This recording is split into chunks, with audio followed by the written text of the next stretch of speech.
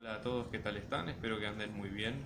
Vamos a hacer ahora el primer parcial, primer final de álgebra. En este caso es el final C, que ustedes ven ahí en pantalla y pusimos el indicativo. Así que bueno, vamos a empezar con el primer punto. Fíjense que en el primer punto lo que nos piden es, nos van a dar dos puntos P y Q. ¿Sí? P en este caso que es 3, 0 y Q que es 7, 0. Entonces la idea acá un poco es encontrar un punto R tal que el triángulo sea equilátero. Es decir, nosotros vamos a tener para este punto, si en el espacio, en el plano, perdón, la idea es tratar de que el triángulo mida lo mismo en cada uno de los lados. Eso es un poco la idea. Entonces, nosotros qué es lo que vamos a hacer. Primero vamos a plantear el punto R como con dos coordenadas desconocidas A y B que nosotros no conocemos. ¿Sí? Entonces, fíjense que nosotros si tenemos el plano, por ejemplo nosotros tenemos el punto P, que en este caso estamos en 3, 7, y el punto Q que estamos en 7, 0, ¿sí? El punto R estaría o acá o en alguno de estos dos puntos, ¿sí? Y la distancia sería la misma entre los dos. Entonces, fíjense, hay varias maneras de hacer esto, ¿sí? Pero una forma sencilla es la siguiente. Fíjense que P, por ejemplo, está en 3, 0 y Q está en 7, 0. Entonces, por ejemplo, el triángulo, ¿sí? Dos puntos candidatos podrían ser este R y este R'. O sea, nosotros podríamos dibujar dos triángulos así como ustedes ven en la pantalla, ¿sí? Y ambos tendrían la misma forma. Entonces, por ejemplo, en este caso nosotros decimos entre P y Q, R debería estar a la mitad, entre 3 y 7, ¿sí? Entonces 7, por ejemplo, menos 3 es 4, o sea, tenemos 3 más 2 que es 5, 7 menos 2 que es 5, entonces ya sabemos que de R una de las coordenadas va a ser 5. Después la otra, que no la conocemos, pero que es lo que nosotros sabemos, que como el triángulo es equilátero, la distancia entre los distintos puntos va a ser siempre constante y siempre la misma. Entonces, por ejemplo, la distancia entre P y Q, ¿sí? Va a ser la norma entre P menos Q. O sea que en este caso la norma nos va a quedar como la resta entre 3, 0 menos 7, 0, ¿sí? O sea que estamos hablando de la norma del vector 4, 0, que como distancia es 4, ¿sí? 4 al cuadrado, raíz cuadrada. Entonces, en este caso, si hacemos lo mismo con las distancias de P a R y de P a Q, va a pasar lo mismo, fíjense. Para lo que sería la distancia de PR, ¿sí? En este caso estamos hablando de la norma de P que va a ser 3, 0 menos 5B. Así que en este caso tenemos la norma de menos 2, ¿sí? Menos B. En este caso estamos hablando de que esto va a ser 4, ¿sí? Más B al cuadrado raíz cuadrada. Así que con esto tenemos la norma. Y después lo mismo para QR. En este caso estamos hablando de la norma de 7, 0 menos 5B. ¿Sí? Norma acá. Igual esto nos va a quedar la norma de 2B. Que en este caso nos vuelve a quedar en lo mismo. ¿Sí? 4 más B cuadrado raíz cuadrada. Ambas son iguales a 4. Entonces de acá despejamos y fíjense que nosotros vamos a tener 4 más B cuadrado, la raíz cuadrada, es igual, en este caso, a 4, ¿sí? Con lo cual acá nosotros despejamos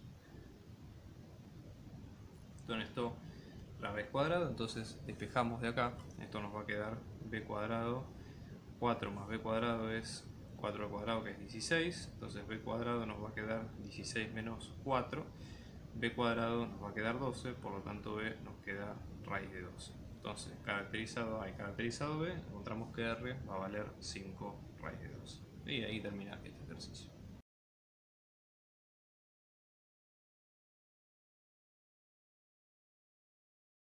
Tenemos el ejercicio 2, que a nosotros lo que nos piden es satisfacer, en este caso, esta ecuación que nosotros vemos a continuación acá. Nosotros tenemos 2 por i por la parte real de un número complejo, ¿sí?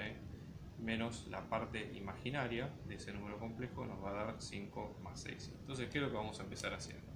El número complejo lo vamos a definir como a más b, es decir, la parte real y la parte imaginaria son dos partes, son dos números reales, uno está acompañado por la unidad imaginaria y el otro no. Entonces lo vamos a reemplazar directamente. 2 por i por a, que es la parte real de z, menos el imaginario de b, que es b. En este caso nos va a quedar 5 más 6i. Lo que tenemos que hacer ahora es acomodar los términos. Fíjense, si ponemos, ahora este pasa a ser nuestro término imaginario porque tiene la i, y si igualamos nos va a quedar menos b más 2 por i por a, esto va a quedar 5 más 6i. Entonces acá tenemos dos números complejos que son iguales, entonces igualamos las partes reales de los dos, real de z nos va a quedar real de w, si llamamos w a este por ejemplo, ¿no? Entonces en este caso vamos a tener menos b, esto es igual a 5, o lo que es lo mismo, b es igual a menos 5, y lo mismo vamos a tener con la parte imaginaria. Si imaginario de z, nos va a quedar imaginario de w, con lo cual solamente igualamos la parte imaginaria, 2a es igual a 6, con lo cual a nos va a quedar 3. ¿Sí? Entonces con esto el z, que tenemos como número complejo, es el 3 menos 5, o lo que es lo mismo 3 menos 5.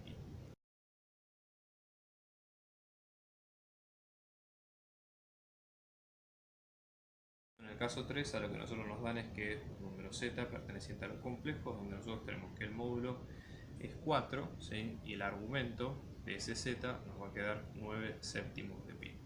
¿Qué pasa, por ejemplo, cuando nosotros queremos calcular w en base a eso? W es igual a menos 2z. ¿Qué pasa con su módulo? ¿Qué pasa con su argumento?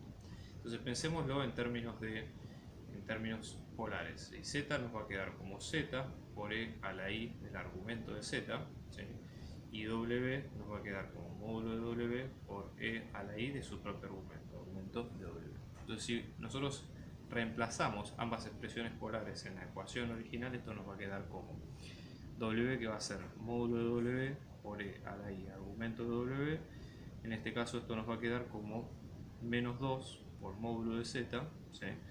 Por e a la i argumento de z.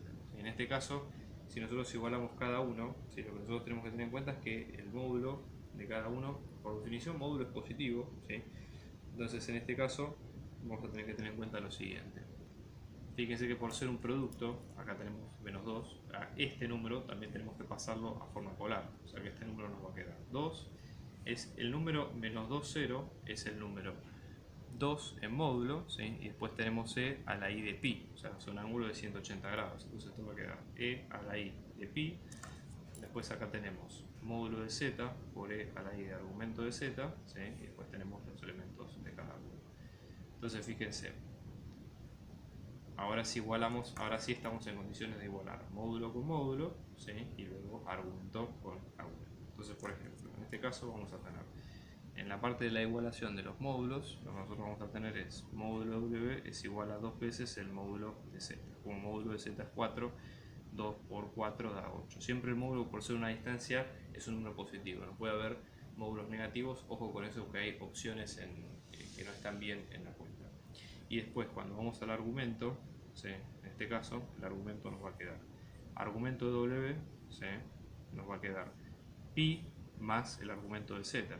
Que el argumento de z en este caso nos había quedado 9 séptimos de pi, entonces en este caso 9 séptimos de pi más pi, esto sería 9 séptimos más 7 séptimos, con lo cual estamos hablando de 16 séptimos, ¿okay? Por las dudas. Igualmente, como esa opción no está, ¿sí? en la cuenta, tenemos que recordar lo siguiente. Así como también podemos pensarlo con más pi, también podemos pensarlo con menos pi en este sentido. Porque menos pi, fíjense si ustedes van a la vuelta, si nosotros por ejemplo estamos con menos 2, 0. Entonces, para un determinado ángulo podemos o sumarle pi o restarle pi y vamos a llegar al mismo número entero de vueltas. Entonces, en este caso, podemos tomar el argumento, por ejemplo, menos 2, el argumento de menos 2, 0 puede ser tomado como pi si lo recorremos en sentido horario o antihorario, o como menos pi si vamos en sentido contrario. Entonces acá vamos a tener menos pi más 9 séptimos de pi, en este caso estamos hablando de 7 séptimos de pi más 9 séptimos de pi, con lo cual esto va a dar 2 séptimos de pi. Por lo tanto, la opción correcta es la tercera.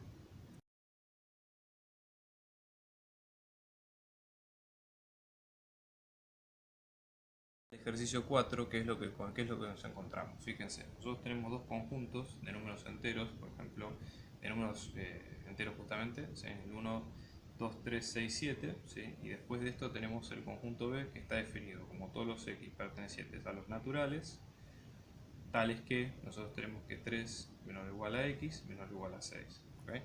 Entonces, la idea es definir el conjunto A intersección B complemento. Como siempre, ¿qué es lo que vamos a hacer? Primero definir cuál es el conjunto B complemento, ¿sí? Entonces, nosotros, por ejemplo, en la recta de los números reales, ¿sí? Los números naturales, si nosotros tenemos el 0, son todos es todo este conjunto de números que tenemos acá. Entonces, y así al infinito.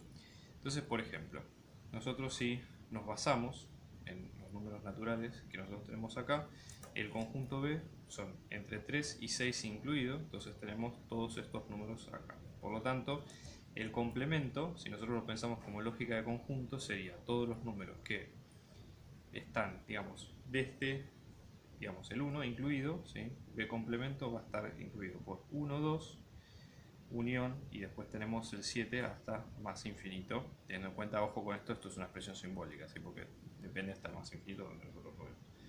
Luego si graficamos el conjunto A está dado por estos números en violeta que ustedes ven acá, ¿okay? Perdón, el 4 no, el 6 y el 7. Entonces, ¿dónde se van a cruzar estos conjuntos? O cuál es la intersección, es donde tenemos elementos comunes entre ambos. Y que justamente acá, los elementos comunes es donde vemos que hay una intersección. Esto, por ejemplo, son elementos que no pertenecen ni a uno ni a otro, ¿sí? Por ejemplo, y sí pertenecen en el otro sentido. Entonces tenemos que A intersección B complemento, en este caso va a estar dado por el 1, el 2 y el 7. ¿Sí? Con eso termina esta parte.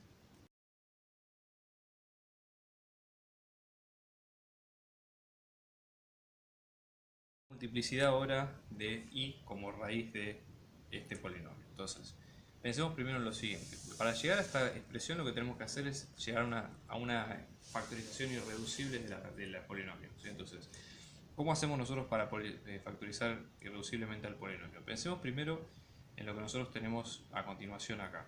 Nosotros, por ejemplo, tenemos dos grandes bloques. ¿Sí? Nosotros en este caso tenemos x al cuadrado más 1 al cubo y x a la cuarta menos 1. Entonces, por ejemplo, x a la cuarta menos 1, si nosotros lo factorizamos con diferencia de cuadrados, recuerden que diferencia de cuadrados en este caso es a cuadrado menos b cuadrado, lo podemos pensar como a más b por a menos b. Entonces, en este sentido, nosotros vamos a tener que esto va a ser x al cuadrado más 1 por x al cuadrado menos 1. A su vez, nosotros tenemos que x al cuadrado más 1 lo podemos pensar como x más y por x menos y, ¿sí? Porque podemos ver en esta diferencia de cuadrados que el más 1 es menos menos y al cuadrado, menos menos 1 al cuadrado. Y si hacemos lo mismo con x al cuadrado menos 1, esto lo podemos pensar como x más 1 por x menos 1, ¿sí? En este sentido. Fíjense si vamos a x al cuadrado más 1, si factorizamos acá, este término, digamos, ya está factorizado por lo que vimos nosotros a continuación. Entonces lo que vamos a hacer es poner todos juntos. Entonces acá vamos a tener x más y, todo esto al cubo, ¿sí? Por x menos y, todo esto al cubo, o sea, esto viene directamente desde acá, de toda esta fuente. X a la cuarta menos 1 queda con justamente el conjunto de estos y estos. Entonces vamos a tener x más y, x menos y, ¿sí? X más 1 y x menos 1. Entonces si juntamos todos ahora tenemos x más y por un lado acá, con este otro, x menos y al cubo por este otro, finalmente después tenemos x más 1 y después x menos 1, todos por separado. Entonces lo que nos va a quedar es x más y a la cuarta, x menos y a la cuarta, después tenemos x más 1 por x menos 1. Entonces y como raíz es de grado 4, aparece 4 veces, después menos i también aparece 4 veces, 1 aparece una y menos 1 aparece una vez.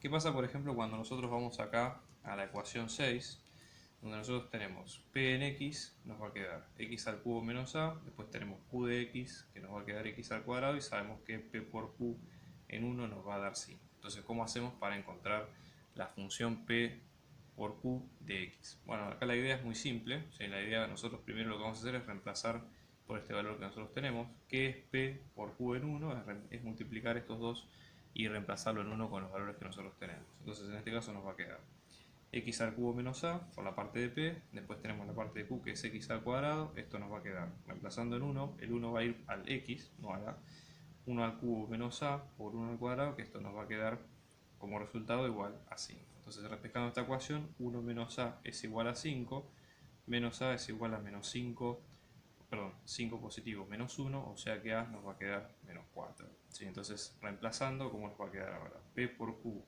de x nos va a quedar x al cubo menos 4, menos menos 4, ¿sí?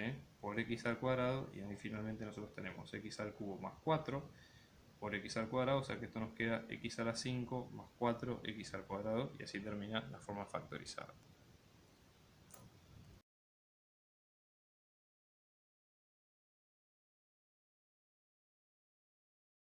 Cosa que nos preguntan en el 7 es que a nosotros nos van a dar dos rectas. Por ejemplo, tenemos la recta L1 que nos da lambda por 1, 2, menos 2, más el punto 1, 1, menos 1, y luego tenemos la recta L2 que va a ser lambda también por menos 2, 2, 1, más menos 1, 3, 0. Entonces, ¿cómo hacemos nosotros cuando nos dice encontramos simultáneamente una ecuación para el plano, ¿sí?, que contenga las dos rectas? Es decir, L1 va a estar incluida en este plano pi que queremos encontrar y L2 también va a estar incluida en el plano pi.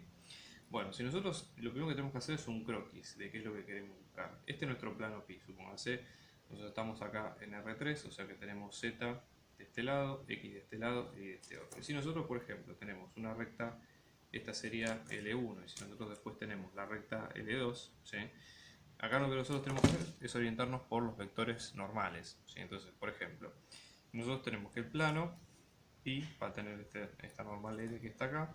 Después tenemos un vector director B1 y tenemos un vector director B2. ¿Qué es lo que vamos a tener nosotros acá? Que ambos son perpendiculares por el hecho de pertenecer al plano. Entonces nosotros vamos a tener que, si el plano va a tener una forma normal por x menos p igual a 0, o lo que es lo mismo, si la normal tiene forma ABC, en este caso el plano se puede definir como A por X más B por Y más C por Z es igual a D. Nosotros con los múltiples choices que nosotros tenemos alcanza con que definamos la normal, digamos, no hace falta que encontremos todo el plano y hagamos todas las cuentas. Pero bueno, por lo menos si lo quieren tener como una opción, lo pueden ir viendo.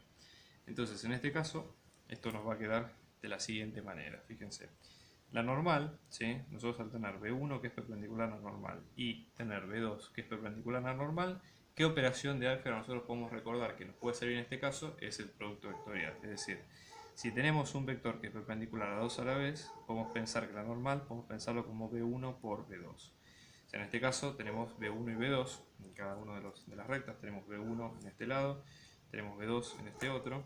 Entonces la normal nos va a quedar como IJ acá, ¿sí?, 1, 2, menos 2, y después tenemos menos 2, 2, 1. Vamos a ponerlo de este lado, ¿sí? Entonces fíjense, esto es lo que nos va a quedar normal, nos va a quedar como menos 2, nos va a quedar menos 2, menos 2, menos 4 es menos 2 más 4, que es 2, ¿sí? Es decir, si hacen la cuenta, van a llegar a que la normal va a valer 6, 3, 6, ¿sí?, o lo que es lo mismo todos los vectores paralelos. Acá podemos sacar factor común 3, nos va a quedar 2, 1, 2. De las ecuaciones del plano que siguen esta forma, que tienen esa normal, en este caso la opción que ustedes tienen es la opción 3, porque fíjense que la opción 3 tiene 2, 1, 2, ¿sí?, en los componentes. El resto de todas las componentes que nosotros vemos ahí no son paralelas a este vector, por tanto no se pueden cumplirse. Esto es una de las formas rápidas. Si no, la otra forma de resolver este ejercicio es directamente calcular la intersección de los planos, los puntos y demás, y después sacarlo como hacemos siempre, es decir, sacar directamente la ecuación del plano y ver cuánto nos da en este caso.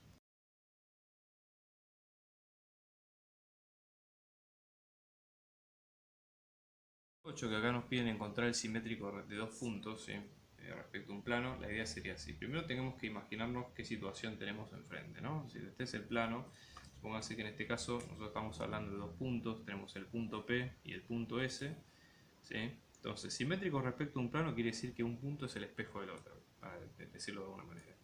Y ambos, ¿sí?, van a estar a la misma distancia del plano. Por ejemplo, el PS va a ser la misma distancia que SQ. ¿Me explico? Acá, SQ. ¿Y qué es lo que vamos a tener? Para medir distancias en álgebra siempre se prefieren las líneas rectas. Es decir, entonces en este caso, nosotros por ejemplo, si tenemos el plano que tiene su vector normal y la línea recta L, ¿sí?, en este caso, nosotros el plano no lo conocemos, pero sí sabemos por ejemplo que el punto P va a ser 2, 2, 3 y después tenemos el punto Q que es el 2, 0, menos 1. Entonces, ¿qué es lo que nosotros sabemos? Por ejemplo, que este plano va a ser una normal por un vector x genérico menos cualquier punto 0 que pertenezca al plano P0, que va a ser 0. Esto es el producto de la normal por esa resta que involucra cualquier vector dentro de este plano acá. Después lo que tenemos es que toda recta tiene esta forma, un escalar por un vector director más un punto determinado. Si nosotros de la recta conocemos dos puntos, en este caso el P y el Q, el vector director de la recta lo podemos pensar como la resta entre esos dos vectores, acá no importa, digamos, cuál venga primero, y uno de los puntos pertenecientes lo podemos pensar como puede ser P1, puede ser P o también puede ser Q, puede ser cualquiera de los dos. Y a su vez acá nosotros lo que vemos es que si hablamos de simetría, tenemos que pensar los dos puntos están ubicados en una recta, el plano está a mitad de distancia de los dos, ¿sí?, y básicamente este punto S pertenece al plano. Entonces nosotros decimos pi es perpendicular a la recta L, ¿sí? ¿Qué quiere decir? Si este es el vector director de la recta, que es el de esta ecuación, ambos vectores, si el plano es perpendicular a la recta, nosotros tenemos que el vector normal es paralelo al vector director B. ¿Sí? Entonces, con esto podemos ir armando todo lo que nosotros tenemos. Y a su vez sabemos que la distancia de P a S va a ser lo mismo que la distancia de Q a S. Entonces, y a su vez, en este caso, S va a ser el punto de intersección de esa recta que nosotros elaboremos con el plano que tenemos en cuestión. Entonces vamos a primero elaborar la recta, ¿sí? La recta en este caso, sacando el vector B, la recta entre P y Q, o sea que en este caso tenemos 2 menos 2 que se hace 0, ¿sí? En esta parte vamos a tener 2 menos 2 que se hace 0, 2 menos 0 que se hace 2, y después tenemos 3 menos menos 1 que se hace 4. Este es el vector director. Y para el punto podemos elegir cualquiera, supongamos que elegimos el Q, con lo cual la recta nos va a quedar como T por 0, 2, 4, más este punto, el 2, 0, menos 1. ¿Sí? Con esto tenemos la fórmula de la recta.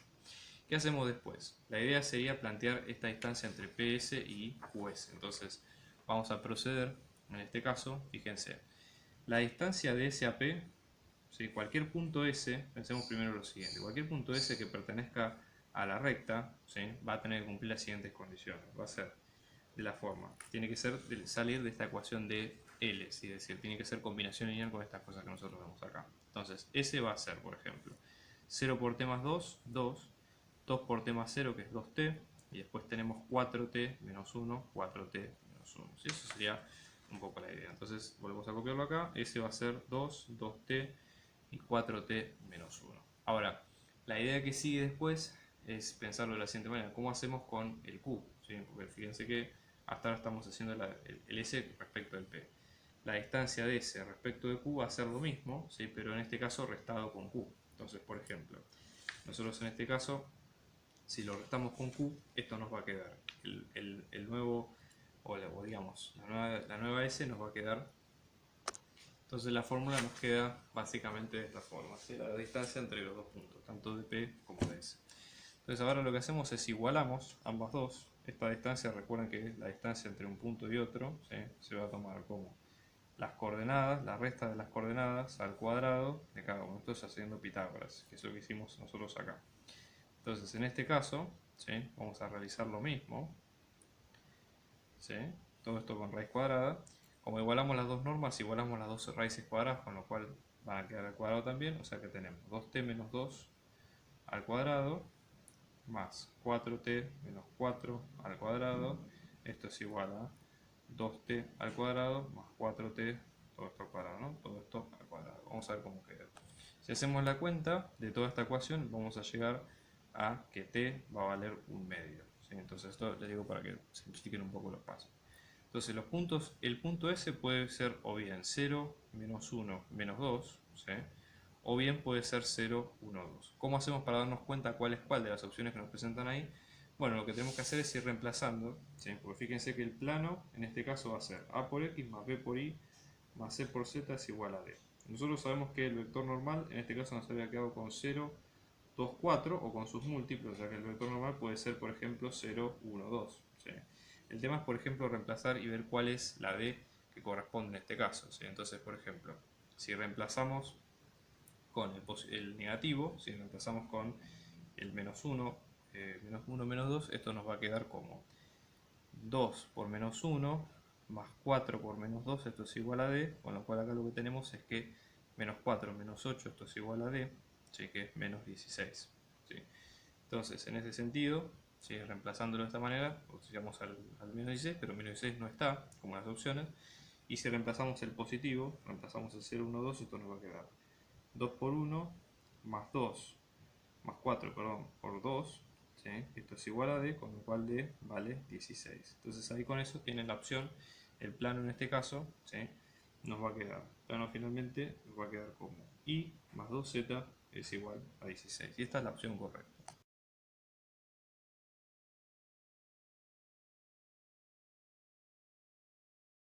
En el ejercicio 10 lo que nos pide, en el ejercicio 9 lo que nos piden es darse estas dos rectas, ver si son transversales, coincidentes, paralelas no coincidentes y demás.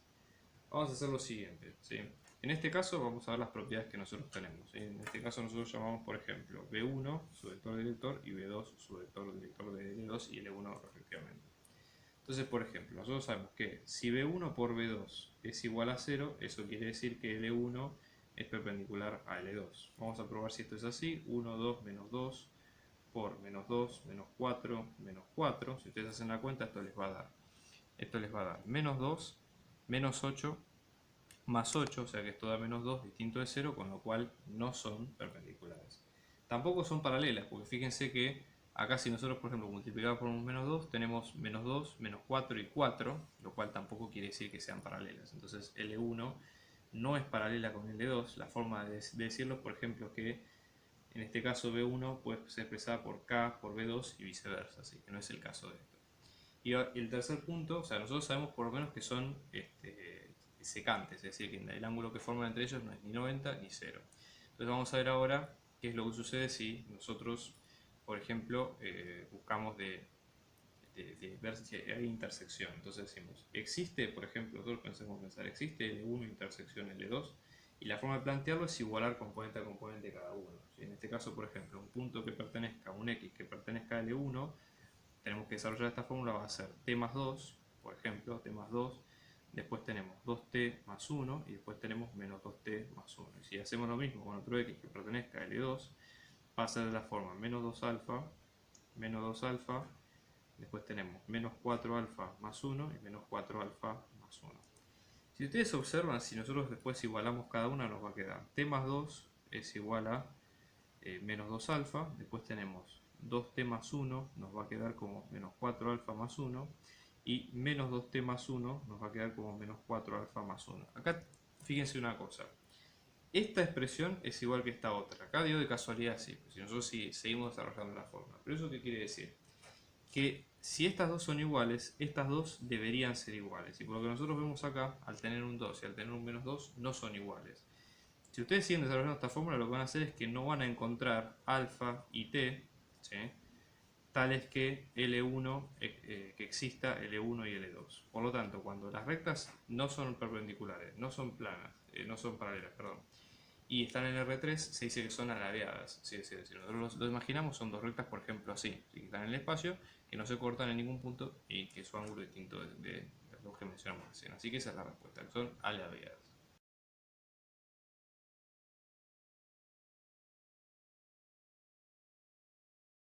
Ahora el ejercicio 10, que donde acá lo que nos pide es hallar la matriz inversa, ¿sí? Entonces hallar A inversa. Bueno, en este caso para hallar la matriz inversa hay una técnica donde nosotros colocamos la matriz identidad que corresponde a la misma dimensión, vamos haciendo las cuentas y llegamos a que acá nos va a quedar la matriz identidad y acá la matriz inversa. Así, lo que nosotros tenemos que hacer es triangular nuestra matriz de forma tal que nos quede como lo que nosotros vemos a continuación. Entonces, por ejemplo, nosotros tenemos 1, 0, 0, 1.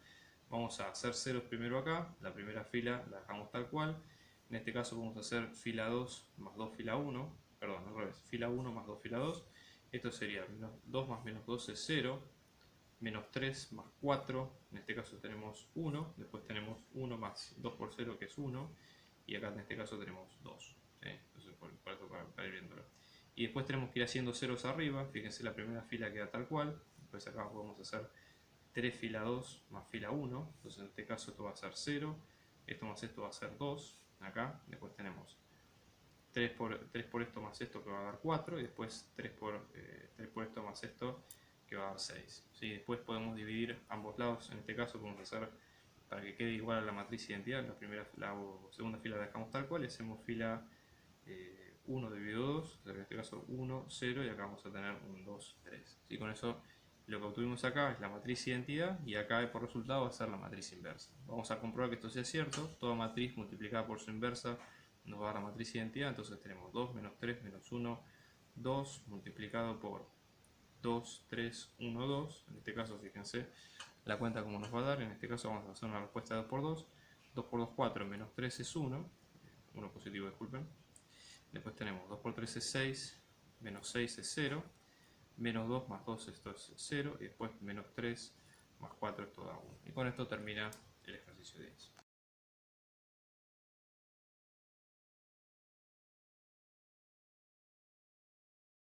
En el caso del ejercicio 11, a nosotros nos piden calcular el determinante de la siguiente matriz. Vamos a tener B inversa luego multiplicada por A, y luego multiplicada por B al cuadrado.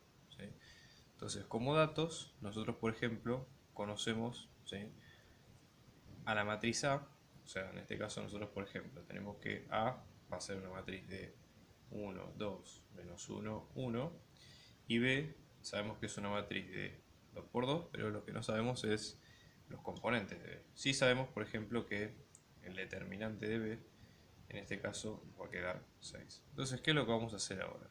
La idea nuestra es aplicar un poco las propiedades de determinantes que conocemos y tratar de desarmar un poco este ejercicio como para ver cómo se puede ir resolviendo. Entonces, por ejemplo, ¿no?, nosotros tenemos, en este caso, lo primero que tenemos que recordar es qué pasa cuando tenemos el determinante de dos matrices, el producto de dos matrices, por ejemplo, C por D, ¿no? Dos matrices de esta manera, esto se puede pensar como el producto de los dos determinantes, es decir, nosotros los separamos en dos y ahí tenemos el producto de los dos. Eso por un lado. Después, si la matriz admite inversa, supongamos que estamos hablando de una matriz nueva, E, por ejemplo, su determinante va a ser 1, o el determinante de la matriz inversa va a ser 1 sobre el determinante de la matriz original, siempre y cuando nosotros sepamos que esa matriz admite inversa. Entonces vamos a aplicar las propiedades en este sentido con lo que vimos nosotros recién. Fíjense, nosotros tenemos acá un producto de matrices, de tres matrices. Entonces, aplicando, por ejemplo, vamos a dejar esto de esta manera, aplicando, por ejemplo, la primera propiedad de multiplicación, lo que vamos a hacer es separar en estos tres productos, en B inversa, A y B al cuadrado. Entonces, en este caso vamos a tener determinante de B inversa por determinante de A, y luego B al cuadrado es lo mismo que decir B por B, o sea que también podemos separar en dos determinantes por separado. ¿Sí? Es una forma de ponerlo. También se puede poner determinante de B al cuadrado. Hecho esto, vamos a aplicar esta propiedad con la función inversa que tenemos. Fíjense, B inversa, el determinante va a ser 1 sobre el determinante de B. Entonces en este caso vamos a tener 1 sobre el determinante de B, todo esto multiplicado por el determinante de A por el determinante de B, dos veces, así que esto va a estar al cuadrado. ¿Okay? Entonces, ahora, aplicamos esta propiedad, se cancelan estos dos y lo que nos va a quedar es finalmente que esta cuenta queda como determinante de A por determinante de B. Determinante de B lo conocemos porque es un dato, en este caso vale 6 y luego hay que calcular el determinante de A. En este caso esto es sencillo porque nosotros para calcular el determinante de A lo que hacemos es aplicar la regla de determinantes donde multiplicamos la diagonal simple y luego la restamos con la otra diagonal. O sea, en este caso vamos a tener 1 por 1, 1 por 1, menos, y ahí tenemos menos 1 por 2. Entonces tenemos esta cuenta primero, esta cuenta segundo, esto nos va a quedar 1 por 1, 1, 1 por menos 2 es menos 2, menos menos es más 2. Entonces en este caso queda que el determinante de A va a ser 3. Y junto con esto, el determinante de A va a ser 3, el determinante de B en este caso va a ser 6, y esto queda finalmente como que es 18, que es la primera opción.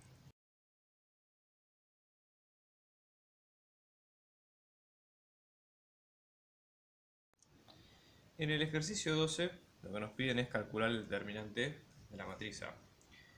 ¿Cómo vamos a hacer esto?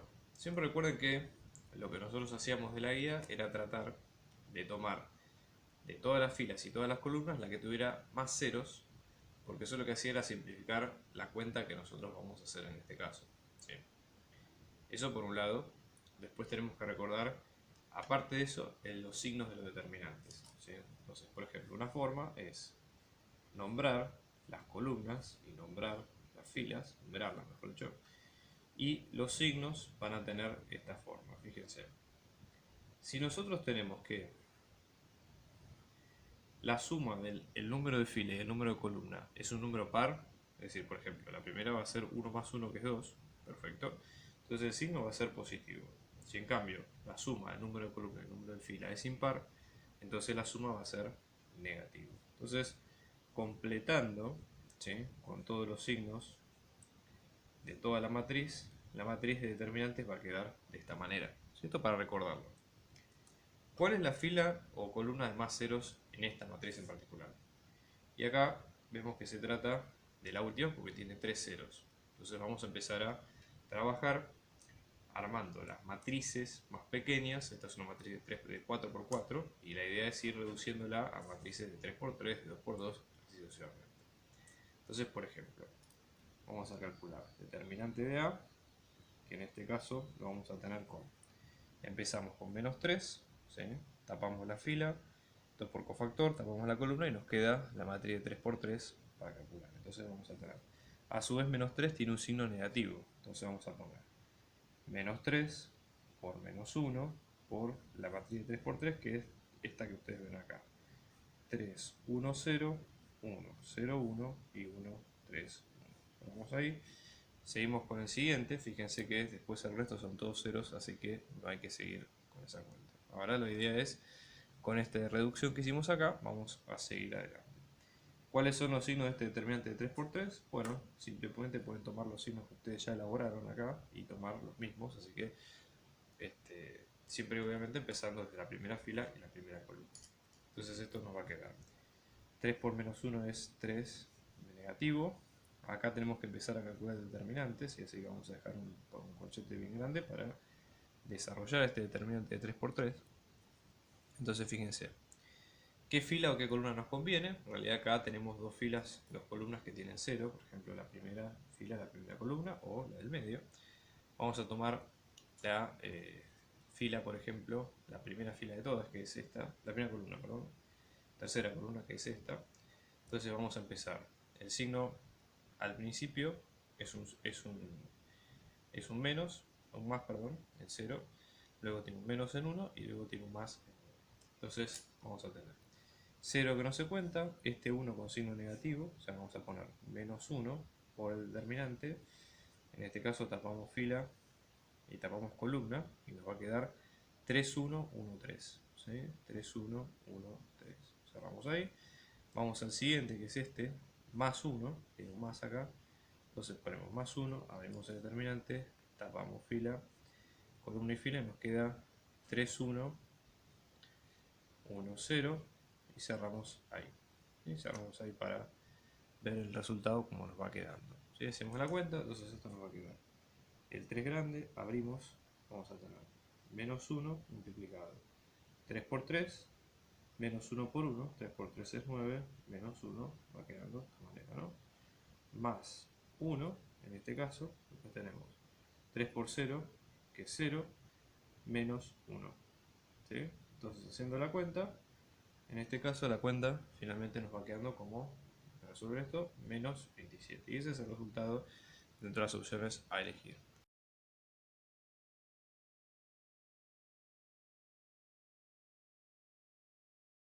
En el punto 13 tenemos lo siguiente. Esta transformación, que es una transformación que va de R2 a R2, y nos dan estos datos. Entonces la idea es encontrar cuál es la expresión de la transformación final, ¿sí? O sea, cuál sería la función de transformación con lo que nosotros tenemos ahí. Entonces, por ejemplo, empecemos por este lado, ¿no? Una de las cosas que se pueden hacer acá es pensarlo de la manera siguiente. Recuerden ustedes que la transformación como función, nosotros tenemos un vector, lo introducimos dentro de lo que es la transformación y lo que va a salir es el vector transformado hecho la cuenta, ¿sí? Y esta cuenta siempre tiene esta forma. Vamos a multiplicar por una matriz por el vector x. A su vez, esa matriz de transformación, en general, por ejemplo, si la transformada va de r a la n a otra dimensión a la m, ojo no confundan por favor, la matriz A va a ser del estilo de r de n por m.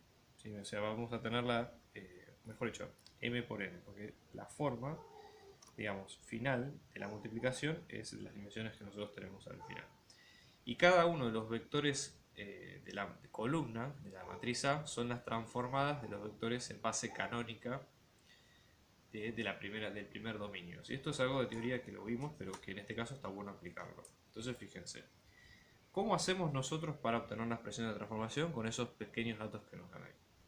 Entonces vamos a tratar de buscar las transformadas, dos transformadas importantes, las transformadas de los vectores en base canónica, es decir, cuál es la transformada del 1, 0 y luego cuál es la transformada del 0, 1. ¿Sí? porque estos dos son los vectores del dominio que vamos a poder usar en estos casos. Entonces pensemos con los datos que tenemos cómo hacemos combinación lineal con estos dos que tenemos acá.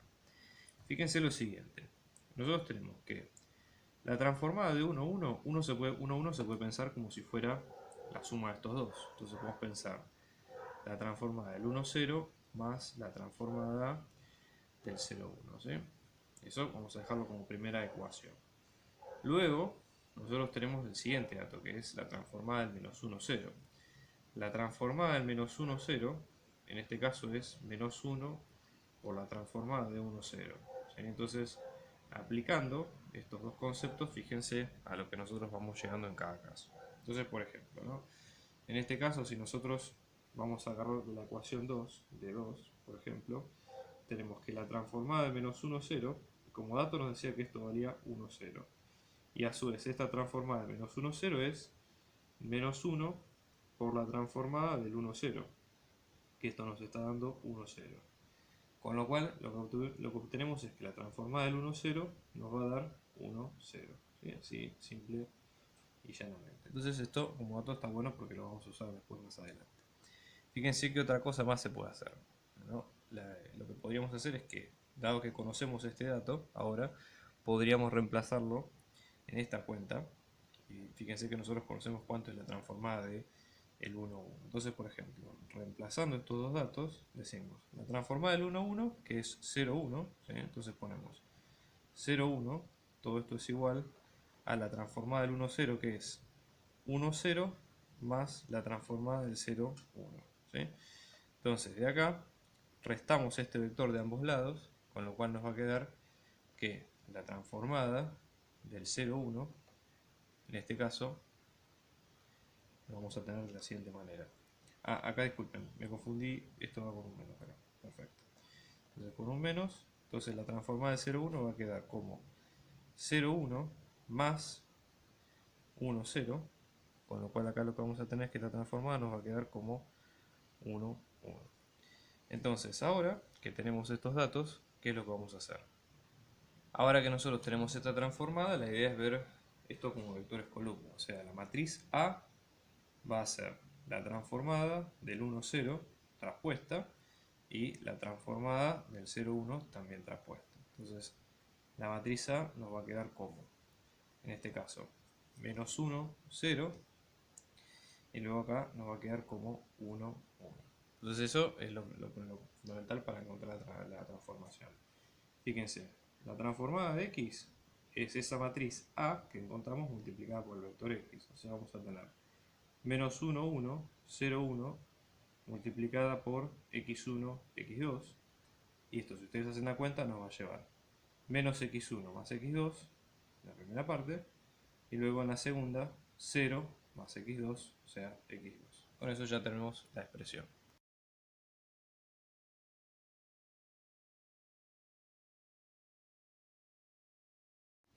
Vamos a ver ahora qué es lo que sucede, por ejemplo, cuando en el punto 14, acá lo que nos dan es, tenemos dos puntos, por ejemplo, el P, que en este caso va a quedar como 2 menos 5, y luego tenemos el Q, que va a quedar como menos 2, 1.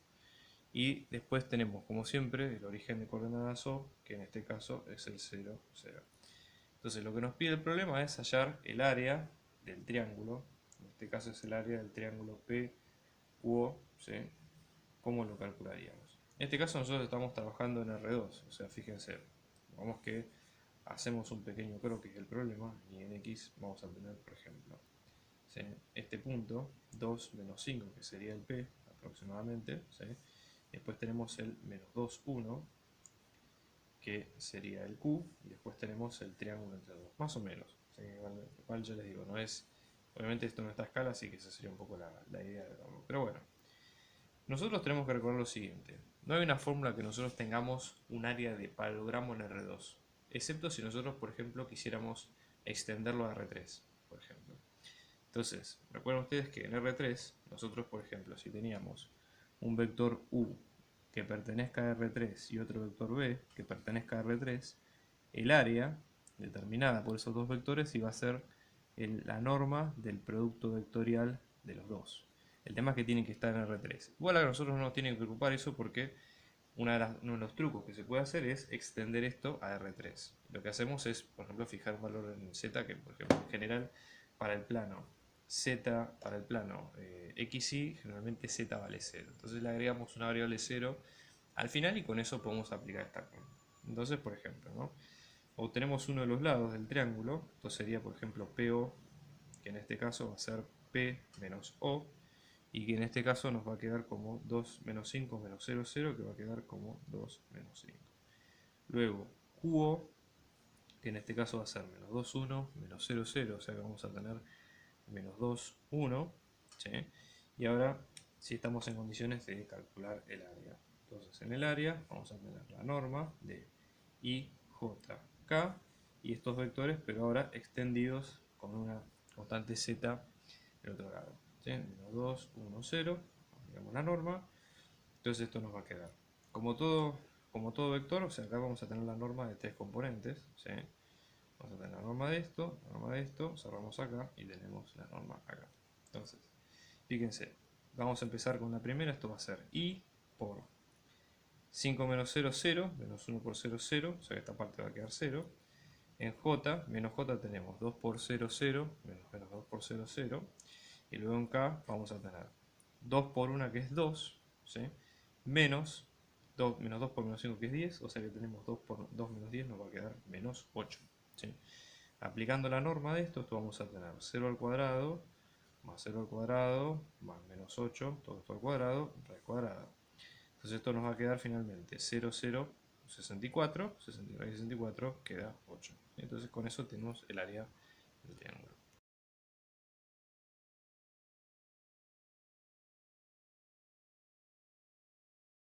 En el ejercicio 15 lo que nos piden es definir si la transformación lineal que nosotros tenemos en este caso es un epimorfismo, monomorfismo o isomorfismo. Entonces veamos, recordemos las definiciones de cada una para entender qué es lo que nos están pidiendo. Si nosotros estamos en un monomorfismo, esto quiere decir que el núcleo, ¿sí?, de la transformación es distinto, o en este caso es igual a 0. ¿Qué quiere decir? Que hay solamente una de las condiciones, ¿no? Pero quiere decir que hay solamente un vector para cada, hay una correspondencia unívoca entre un vector y su transformada. Es decir, yo para obtener una transformada determinada, sí o sí lo puedo hacer con un vector, no puedo hacerlo con más de un vector. Y eso implica muchas veces que el núcleo también sea igual a 0, es decir, el único vector que pueda dar 0 es el propio 0, no hay otro vector. ¿Qué es lo que pasa cuando nosotros tenemos un epimorfismo? En este caso, el epimorfismo es cuando nosotros generamos todo el R de llegada. En este caso es R2, o sea que si nosotros tenemos que la transformada va de R a la N a R a la M, entonces la imagen de esa transformación lo que nos va a quedar es, o sea, los vectores generadores B1, B2 o los que sean, ¿sí?, van a ser M vectores linealmente independientes y la imagen de T es una base del R de llegada, que en este caso es R a la M, por ejemplo. Si se suman estas dos condiciones, ¿sí?, si se juntan estas dos, lo que tenemos es un isomorfismo. Pensé que siempre un poco el paralelo que hacemos nosotros para entender estos conceptos es funciones inyectivas, sobreyectivas y biyectivas en los números reales. O sea, esto es exactamente lo mismo con esos nombres. Entonces, nos piden corroborar básicamente estas cosas, ¿sí? Acá disculpen, esto sería R3. Entonces, dado esto, ¿sí?, vamos a ver cada una de las condiciones. Primero calculemos el núcleo de esta transformación. O sea, tenemos que fijarnos qué vectores, o sea, qué vectores x dan que esta transformación de a por x por t nos va a quedar 0. Entonces hacemos la cuenta, ¿no? 1, 1, 2, 2, 5, 5, lo triangulamos para 0, 0, y lo que tenemos que obtener en cada uno de estos casos es un 0 triangulado a continuación. Entonces vamos a hacerlo de esta manera. La primera fila la dejamos tal cual. En este caso tenemos fila 2 menos 2 fila 1. En este caso vamos a tener 2 menos 2 se hace 0, 2 menos 2 se hace 0 y 2 menos 2 se hace 0. Lo mismo de este lado. Fila 3 menos 5 fila 1, esto nos va a quedar 5 menos 5, eso es 0, 5 menos 5, esto es 0 y esto es 0. Con lo cual, ¿a qué llegamos? x1 más x2, porque recuerden siempre que x1 y x2 son los que están en esta columna, esto es igual a 0, con lo cual x1 es igual a menos x2. ¿Qué quiere decir? que el núcleo de la transformación nos va a quedar como x1, x2, pero como nosotros sabemos que x1 vale este menos x2 que vemos acá, el núcleo de la transformación nos va a quedar menos x2, x2, con lo cual el núcleo de la transformada va a ser un subespacio generado por menos 1, 1. ¿Qué pasa acá? Claramente esto no se cumple para esta transformación. Vamos a ver lo mismo si es epimorfismo, es decir, si los vectores de llegada, es decir, los vectores de imagen, pueden generar todo R3. Entonces, ¿cuáles son los vectores de la imagen a grosso modo? ¿Sí? Los vectores de la imagen se pueden considerar como los vectores columna. Fíjense que la imagen es de R3, los vectores columna son de R3. Cada uno de estos es la transformada de los vectores canónicos de la base del dominio, es decir, del R de salida de la función. Entonces, por ejemplo, nosotros en este caso, ¿qué es lo que tenemos? Fíjense, vamos a tener, dado en base a esto, tenemos que la transformada del 1, 0, que es uno de los vectores de base canónica en R2, nos va a quedar 1, 2, 5. Y que la transformada del 0, 1 nos va a quedar 1, 2, 5. Esto lo que quiere decir es que cualquier vector que sea combinación lineal de estos dos va a volver al mismo subespacio. Entonces, lo que tenemos acá es que la imagen de T va a ser un subespacio generado por el 1, 2, 5. ¿Sí? Y claramente 1, 2, 5 no puede generar todo R3. ¿Sí? Entonces tampoco es un epimorfismo. Entonces la respuesta correcta en este caso es que T no es ni epimorfismo ni monomorfismo.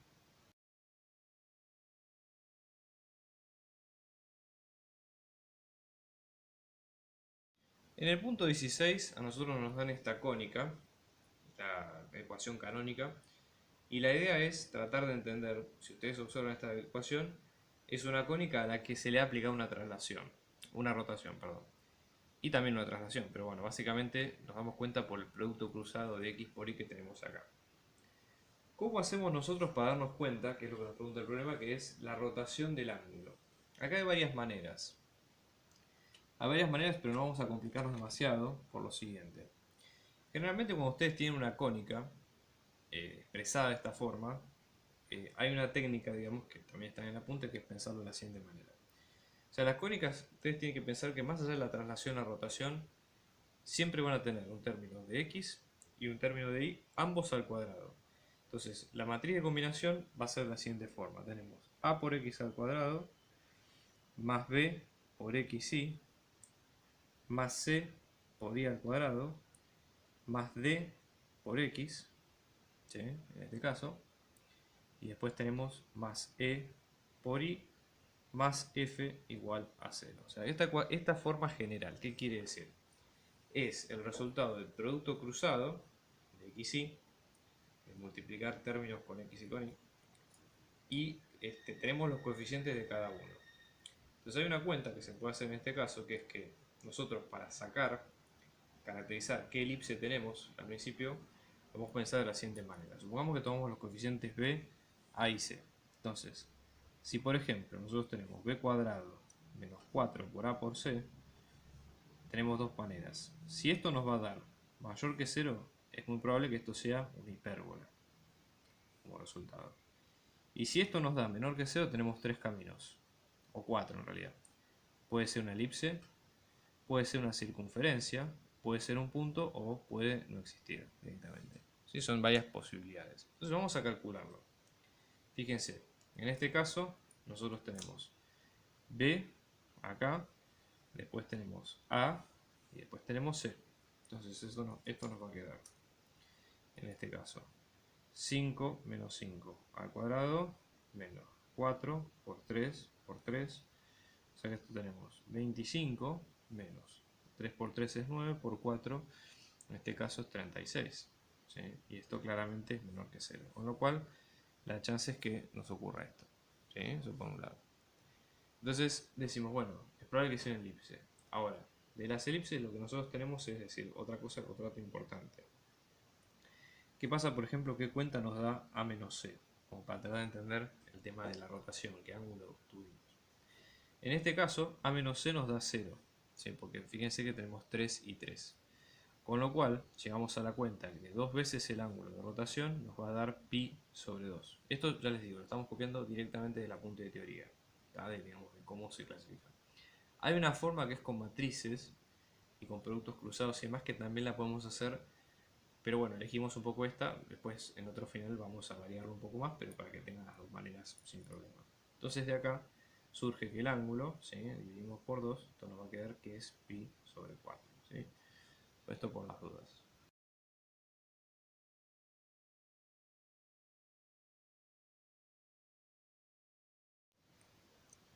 En el caso de la transformada del ejercicio 17, nosotros vamos a aplicar un desplazamiento cortante en la dirección X con factor 2 y tenemos este subespacio que ustedes ven acá. Y la idea es hallar cuál es la transformada inversa de ese subespacio, ¿sí? Entonces, lo primero que tenemos que recordar nosotros es tratar de entender qué deslizamiento, qué es la transformación que nos están pidiendo. En este caso, si nosotros tenemos un deslizamiento cortante en X, ¿sí? La matriz de deslizamiento en este caso va a ser con un factor K, ¿no? Entonces va a ser 1, K, 0, 1. Esto también sale directamente de teoría. O sea que en este caso, si el K vale 2, que es lo que dice la consigna, la matriz D nos va a quedar como 1, 2, 0, 1.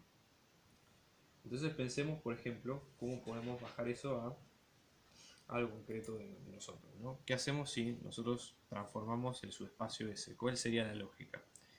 Si nosotros tenemos la transformación, por ejemplo, y insertamos el subespacio S, como es combinación lineal del 5, 2, en este caso va a ser una constante multiplicada por este vector, ¿no? Entonces va a ser 5 por una constante K, supónganse, y 2 por una constante K. ¿Qué transformada nos va a dar en este caso? Si hay una transformada inversa, que es lo que tenemos que encontrar nosotros, la transformada inversa va a ser exactamente lo contrario. Es decir, vamos a obtener este vector de la transformada S, y cuando lo insertemos lo que vamos a obtener es el mismo subespacio, en teoría, de lo que obtuvimos al principio, ¿sí? Entonces, eso por un lado. Entonces, por ejemplo, en este caso, esto como para tratar de ver más o menos la idea. ¿Qué pasa cuando nosotros, por ejemplo, insertamos el subespacio S dentro de la t inversa? ¿Cuál va a ser nuestra t inversa de S? ¿Sí? Entonces, esto es para que se entienda el mecanismo de la función o la transformación inversa y después el resto. Entonces, fíjense, hacemos la cuenta, ¿sí? La transformada del subespacio 5, 2, acá estamos transformando un subespacio completo, ¿eh? Entonces, ojo porque vamos a tener la matriz, pero a su vez todas las combinaciones lineales de ese subespacio. Entonces, en este caso esto va a ser 5 por ese vector K y 2 por ese vector K. Cuando hacemos la cuenta, esto nos va a quedar 5K más 2K en la primera, o sea que nos queda 7K, y después 0K más 2K, o sea 2K en la segunda. Eso por un lado. Después hay una teoría, ¿cómo hacemos para encontrar la transformada inversa? Si nosotros sabemos que la matriz es isomorfismo, si es epimorfismo o monomorfismo a la vez, la transformada inversa va a ser la inversa de la matriz de transformaciones que nosotros tenemos en este caso, para que se entienda. Eso para tenerlo en cuenta. Entonces, por ejemplo, ¿no?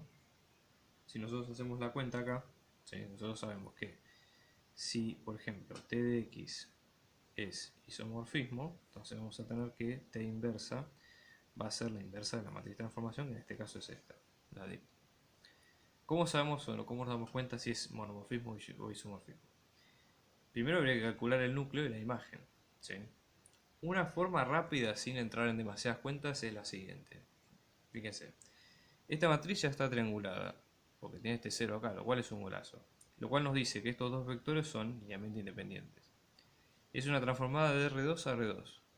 Entonces, los vectores columna, que son los vectores de la imagen, también son linealmente independientes y son una base de R2, con lo cual ahí chequeamos que es un epimorfismo. A su vez, si nosotros calculamos el núcleo, como ya está triangulada, vamos a tener que x2 vale 0, que x1 vale 0, con lo cual el núcleo de esta transformada es 0 solamente. Entonces, como se juntan las dos condiciones, vemos que T es un isomorfismo. Entonces, ahora la idea es encontrar A inversa, ¿sí?, con esta matriz D que tenemos acá. ¿Cómo hacemos? Primero metemos A inversa y junto con la matriz identidad del mismo tamaño, hacemos la triangulación y las cuentas en ambos lados por igual, y finalmente lo que nos va a quedar es la matriz identidad de un lado y la matriz inversa del otro, ¿sí? Entonces vamos a hacerlo en este caso. Entonces vamos a triangular de este lado. Fíjense, la primera fila ya está segunda fila ya está triangulada, así que esa la dejamos tal cual. Y nuestra idea es hacer el 0 acá. Entonces vamos a hacer 2 fila 2 menos fila 1, por ejemplo. Entonces tenemos 2 por 1, 2, menos 2, 0, 2 por 0, 0, menos 1, menos 1, 2 por 0, 0, menos 1, menos 1, 2 por 1, 2, menos 0 es 2. Y ahora, para que nos quede la identidad, vamos a multiplicar fila 1 por menos 1 de ambos lados, o sea que esto nos queda 1, 0, 1, menos 2, 0, 1, 0, 1.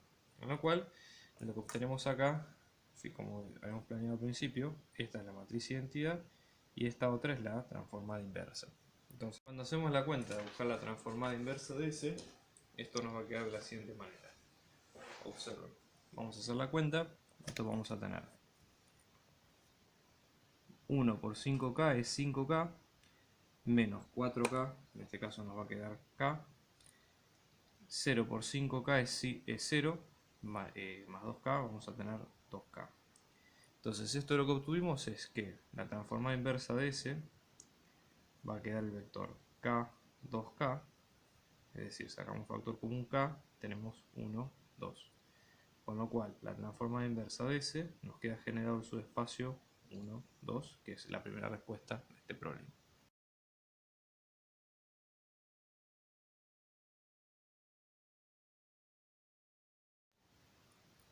En el punto 18, lo que tenemos es lo siguiente. Vamos a tener esta cónica, que ustedes ven a continuación, y la idea es tratar de entender qué es. Es una hipérbola, una elipse o lo que sea. Para eso nosotros vamos a recordar las ecuaciones que tenemos a continuación, ¿sí? Entonces, por ejemplo, recuerden que nosotros en el caso de una hipérbola, en general, las hipérbolas, la forma, son todas ecuaciones cuadráticas, ¿sí? Pero supongamos acá, voy a hacerlo simple, centradas ambas en 0, ¿no? La forma básicamente de darnos cuenta, a grosso modo, o sea, la hipérbola puede ser con respecto al eje X o respecto al eje Y si estamos teniendo en cuenta los ejes principales y demás. Entonces, la diferencia entre estas dos formas es cuál va a ser el término positivo, si el x al cuadrado o el y al cuadrado. Esto es muy a grosso modo. Después tenemos la elipse, donde en este caso la ecuación va a ser con ambos términos positivos. ¿Sí? Esto es muy, ya les digo. ¿Por qué vamos con esta definición simple? Por el hecho de que esta cónica es más simple que la que vimos en el ejercicio anterior, por ejemplo. Entonces, ¿cómo hacemos nosotros? Acomodemos un poco esta ecuación. Vamos a pasar el término independiente del lado solo, porque justamente estas ecuaciones de un lado tienen las variables y del otro los números. Digamos. Esto es muy simple, pero para tratar de acomodarnos un poquito. Entonces tenemos menos x al cuadrado más 3y cuadrado menos 8, esto es igual a 0, con lo cual sumamos 8 de ambos lados para tratar de sacarlo de este lado. Entonces con esto se va. ¿Sí? Entonces en esto vamos a tener menos x al cuadrado más 3y cuadrado, esto es igual a 8. Si ponemos el y cuadrado en el primero, esto nos va a quedar 3y cuadrado menos x al cuadrado es igual a 8. Y luego dividimos por 8 a ambos lados para que nos quede 1. Entonces vamos a tener 3 octavos de y al cuadrado menos x al cuadrado sobre 8, esto es igual a 1.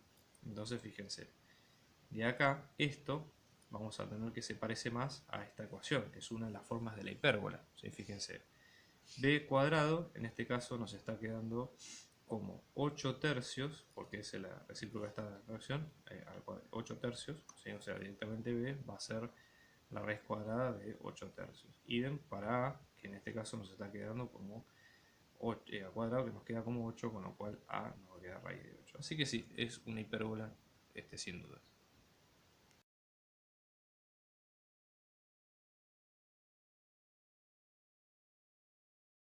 Punto 19 lo que nos piden es, nosotros tenemos una transformación tal que vamos a tener que la transformada lo que hace es obtener el vector simétrico respecto de la recta y igual a 3x. ¿Sí? Y la idea es con ese dato encontrar cuál es la transformada de menos 3, 1, por ejemplo. Entonces, ¿cómo hacemos nosotros para encontrar la expresión de la transformación? Como para tener una idea. Primero fíjense, vamos a hacer un pequeño dibujo de R2 como para que se entienda qué es lo que queremos encontrar. Nosotros tenemos, ¿sí?, acá los ejes y la recta igual a 3x, por ejemplo empieza acá en 1, 2, 3 más o menos, ¿sí?, y vamos a tener esta recta a grosso modo de este lado. Entonces nosotros, cualquier vector que nos ubiquemos de esta recta, esto va a actuar como un espejo, ¿sí? Es decir, vamos a trasladar el vector a misma distancia pero del otro lado de esta transformación. Entonces, pensemos lo siguiente. Nosotros la transformación, como venimos haciendo en los ejercicios anteriores, la podemos obtener tratando de encontrar dos vectores transformados distintos y después expresarlo en forma de los vectores canónicos, por ejemplo. Igual acá no nos piden eso, nos piden esta transformada. Entonces, una de las formas que podemos sacar esto es lo siguiente. Si nosotros tenemos un vector que pertenece a la recta, el vector va a estar en el mismo espejo que queremos reflejar. Entonces, por ejemplo, un vector director o de su espacio igual a 3x, por ejemplo, en este caso sería un xy que pertenezca a igual a 3x y va a valer 3x. Entonces esto tenemos x, 3x, por lo tanto todo vector que sea generado de su espacio 1, 3 va a pertenecer a la recta, ¿sí? Entonces yo hago la transformación de ese vector que está en la misma recta, me va a dar el mismo vector, porque no hay reflexión posible, queda en el mismo lugar de donde estaba. Y después, ¿qué pasa por ejemplo si nosotros buscamos un vector que sea ortogonal a este? Por ejemplo, si es un vector ortogonal, es decir, por ejemplo, si es un vector que viene así, se va a reflejar 90 grados para el otro lado sobre la misma recta, ¿sí?, menos 1. Entonces, por ejemplo, vamos a buscar primero un vector ortogonal B, por ejemplo, que sea ortogonal al 1, 3. Entonces tenemos B va a ser, por ejemplo, AB. Entonces vamos a tener AB por 1, 3 nos va a quedar 0, ¿no? El producto escalar 0. Entonces vamos a tener A por 1 que es A, más 3 por B que es 3B, lo cual nos va a quedar 0. Acá despejamos, poner que A es menos 3B, ¿no?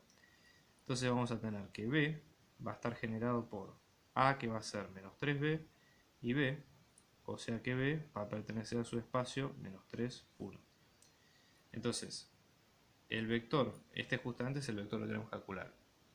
Entonces, este vector, ¿sí?, como supongamos que tenemos el menos 3, 1, acá, menos 3, 1, que es este, la transformada va a ser sobre la misma recta, pero en sentido exactamente contrario. O sea, vamos a tener 3 menos 1, que es la reflexión. Entonces, con esto obtenemos que t de menos 3, 1 nos va a quedar 3 menos 1. ¿Sí? Siempre que nosotros tengamos en este tipo de transformaciones un vector ortogonal, por ser ortogonal está en una recta a 90 grados y la imagen es menos 1 por la transformada. Con eso obtenemos esa expresión.